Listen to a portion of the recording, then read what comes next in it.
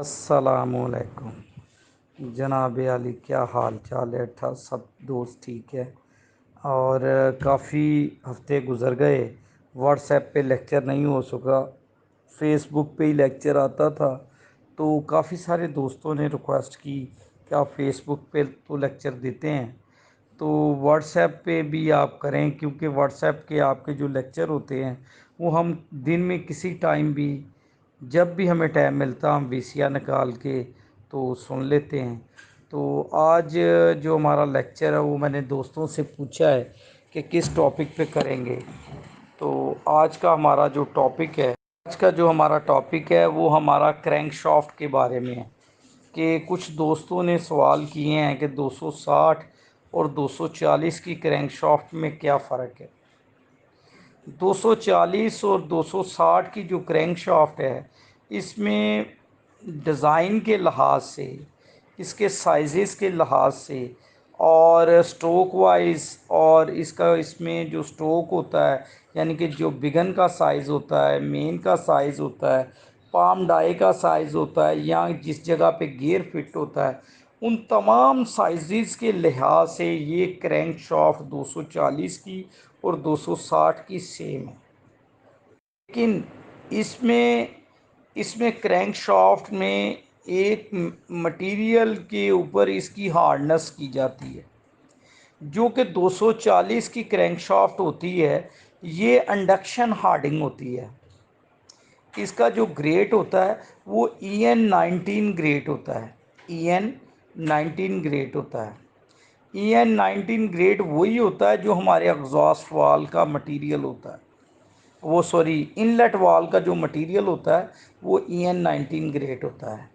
तो ये EN19 grade से ये क्रैंकशाफ्ट बनाई जाती है, फोर्जिंग होती है। फोर्जिंग के बाद जो ओरिजिनल क्रैंक है, फोर्जिंग होती है, और फोर्जिंग के बाद फिर इसको, इसकी स्ट्रेस रिलीज़ की जाती है, मशीनिंग की जाती है, फिर स्ट्रेस रिलीज़ की जाती है, फिर इसके बाद इसको सेमी कर दिया जाता है, थ्रेडें वगैरह इसमें डाल दी जाती हैं, इसमें होल्स डाल दिए जाते हैं। फिर इसके बाद इसका एक प्रोसेस स्टार्ट होता है हार्डनिंग का। इस हार्डनिंग के प्रोसेस में क्रैंक शाफ्ट के मेंस और बिगन्स को रेड हार्ड किया जाता है इंडक्शन हार्डनिंग की वजह, इंडक्शन हीट ट्रीटमेंट की वजह से। इसके ऊपर रिंग बांध दिए जाते हैं, और रिंग बांध के इसको पानी में डिप किया जाता है, और फिर इसको रेड हॉट किया जाता है। जब ये रेड हो जाती है, चूँकि पानी में ये पहले से डूबी होती है, तो जैसे ही वो करंट बंद करते हैं तो वो फ़ौरन क्रैंकशाफ्ट ठंडी हो जाती है। तो इसकी क्रैंक शाफ्ट के मेनों और बिगनों पे हार्डनेस आ जाती है, जो कि वो 58 से 62 डिग्री रॉकविल के करीब करीब होती है। ये जो 240 की 135 240 की जो क्रैंक होती है, इसमें सिर्फ और सिर्फ इसके मेन हार्ड होते हैं और बिगन हार्ड होते हैं। बाकी इसकी सील, चूलें और इसके वेब जो होते हैं वो सॉफ्ट होते हैं। तो जो 260 की क्रैंक है, इसमें इसका फ़र्क सिर्फ इसमें ये है कि इसकी क्रैंक को टफ ट्रेडिंग किया जाता है।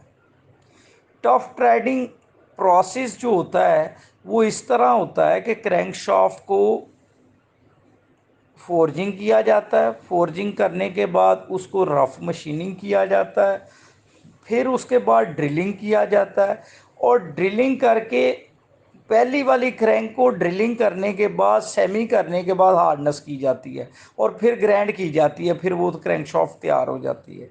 लेकिन टफ ट्रेडिंग में क्या होगा? टफ ट्रेडिंग में ये होता है टफ ट्रेडिंग में ये होता है कि आपकी क्रैंक शाफ्ट को सेमी करने के बाद उसको ग्राइंड कर दिया जाता है। उसको सॉफ्ट को ही, क्रैंक शाफ्ट को मुकम्मल थ्रेडिंग, मुकम्मल ग्राइंडिंग, सारे स्टेप उसके मुकम्मल कर दिए जाते हैं। उसके बाद क्रैंक शाफ्ट को एक चैम्बर में रखा जाता है और इसको गर्म किया जाता है एक ख़ास टेम्परेचर तक, और फिर इसके ऊपर कुछ घंटे के लिए इसमें से मुख्तलिफ़ गैसें गुजारी जाती हैं, जैसे कि हम काबलों को नाइट्रेट करते हैं, हेड के वालों को नाइट्रेट करते हैं। इसी तरह ये क्रैंक को लफ्ज़ इस्तेमाल किया जाता है टफ ट्रेडिंग। तो इसको टफ ट्रेडिंग क्रैंक होती है। टफ ट्रेडिंग में होता क्या है कि आपकी जो चूल होती है वो थ्रेडें जो अंदर थ्रेडें डली होती हैं वो भी आपके वेब, आपके बिगन, आपके मेन, आपकी मेन सील, टोटल पूरी की पूरी क्रैंक शाफ्ट उसके ऊपर हार्डनेस आ जाती है। इसमें इसके पल्ले भी हार्ड हो जाते हैं और पल्लों के ऊपर भी एक हार्डनेस की लेयर आ जाती है। और फिर इसके बाद इस क्रैंक को उस चैम्बर से निकाला जाता है, सीधी चेक की जाती है और फिर पॉलिश करके पैक कर दी जाती है। ये दोनों क्रैंकों में बेसिक फ़र्क है। तो देखने वाली बात यह है कि जो जिस क्रैंक शाफ्ट के वेब भी हार्ड हो जाते हैं, मेन भी हार्ड हो जाते हैं, बिगन भी हार्ड हो जाते हैं, तो वो उस क्रैंक के वेबों में भी ताकत ज़्यादा आ जाती है और उस क्रैंक में फ्लेक्सिबिलिटी भी कम हो जाती है। देखें, अब अगर किसी चीज़ को हार्ड किया जाता है, जैसे हम गरारी को हार्ड करते हैं, हार्ड चीज़ की गई चीज़ नरम चीज़ से ज़्यादा चलती है। लेकिन इसमें हर चीज़ का फ़ायदा भी है, हर चीज़ का नुकसान भी है। अब जो टफ ट्रेडिंग क्रैंक है, अगर आप इंडक्शन हार्डिंग क्रैंक ग्राइंड करते हैं और अगर ग्राइंड की हुई क्रैंक शाफ्ट में अगर आपके पास ग्राइंडिंग में एरर रह जाए, क्रैंक शाफ्ट टेढ़ी हो जाए, जैसे कि हमारे पास नई क्रैंकें आती हैं चेकिंग के लिए, तो 100 में से 20 क्रैंक शाफ्टें टेढ़ी होती हैं जो ब्रांड न्यू पेटी में से आती हैं। तो उन क्रैंक शाफ्टों को जो इंडक्शन हार्ड होती है तो उसको हम प्रेस पे रख के सीधी कर लेते हैं, फिर उसके बाद उसकी स्ट्रेस रिलीज़ करते हैं। आप मेरी वीडियोस भी देख सकते हैं, वो स्ट्रेस रिलीजिंग वाली भी और क्रैंक सीधी करने वाली भी। लेकिन ये जो टफ ट्रेडिंग क्रैंक होती है, ये टफ ट्रेडिंग क्रैंक को सीधा नहीं किया जा सकता। टफ ट्रेडिंग क्रैंक को अगर आप सीधा करेंगे, चूँकि इसके पल्ले वेब हार्ड हैं, तो ये क्रैंकशाफ्ट टूट जाती है। क्रैंकशाफ्ट को ग्राइंड करते हुए आपने एहतियात करनी है। आपने इसको ऐसे ही ग्राइंड करना है जैसे हमारी लोकल क्रैंकशाफ्टें, देगी क्रैंकशाफ्टें ग्राइंड कर की जाती हैं, कि क्रैंकशाफ्ट ग्राइंड हो के सीधी ग्राइंड हो। अगर टेढ़ी ग्राइंड हो गई तो समझ लें आपको दोबारा से ग्राइंड करनी पड़ेगी, क्योंकि अगर आपने सीधी करने की कोशिश की तो इसमें क्रैक, पल्लों में क्रैक पैदा हो जाता है, तो वो फिर आपकी क्रैंक टूटने की वजह बनता है, इसको सीधा नहीं किया जा सकता।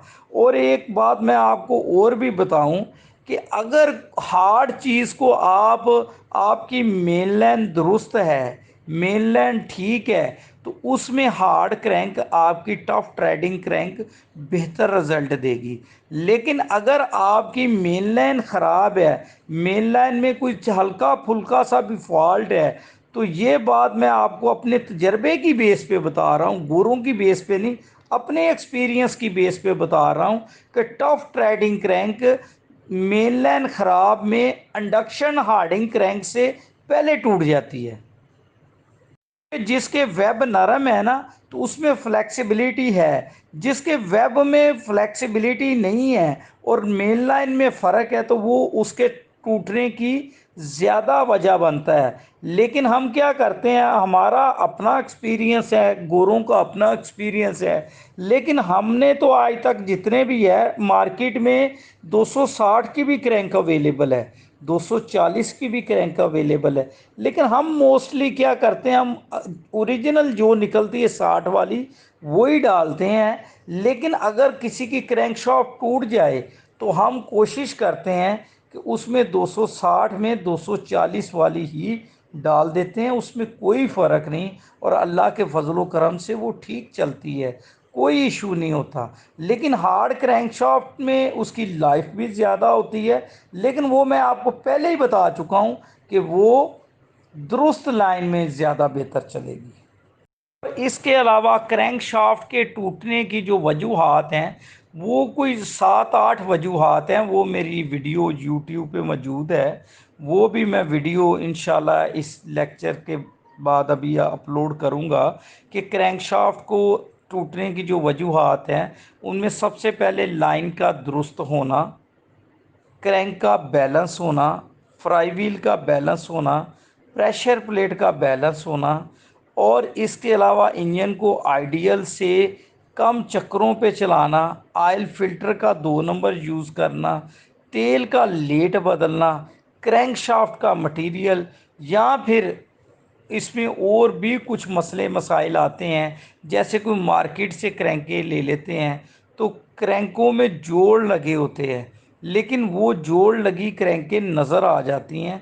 वो ऐसा नहीं होता कि अगर तो मिस्त्री ने जानबूझ पे आँखों पे पट्टी बांधी हो तो वो तो अलहदा बात है। लेकिन एक बात मैं आपको बताऊंगा, मेनों में ये जोड़ जितने भी होते हैं वो मेनों में लगते हैं, कभी जोड़ बिगर में नहीं लगता, किसी पल्ले में नहीं लगता। जोड़ हमेशा मेन में लगता है, बिगन में जोड़ कभी भी किसी ने नहीं लगाया और ना ही लग सकता है। मेन में ही हमेशा जोड़ लगता है। वो आप मेरी वीडियो देख सकते हैं क्रैंकशाफ्ट को ज्वाइंट करने की, वेल्डिंग करने की। जोड़ जो होते हैं मेनों में होते हैं, बिगनों में कोई जोड़ नहीं होता। तो वो जोड़ लगी भी क्रैंकें होती हैं तो वो फिर जोड़ लगी हुई क्रैंकें जो होती हैं वो पल्ले से टूट जाती हैं, क्योंकि उनका जब जोड़ लगता है तो वो पल्लों को हीट मिलती है तो वो पल्ले से क्रैक होती है। अभी एडमन लॉक खोल दें ताकि जिन दोस्तों ने क्रैंकशाफ्ट के मतलब या कोई और उनके मसले मसाइल हैं तो वो भी पूछ सकते हैं।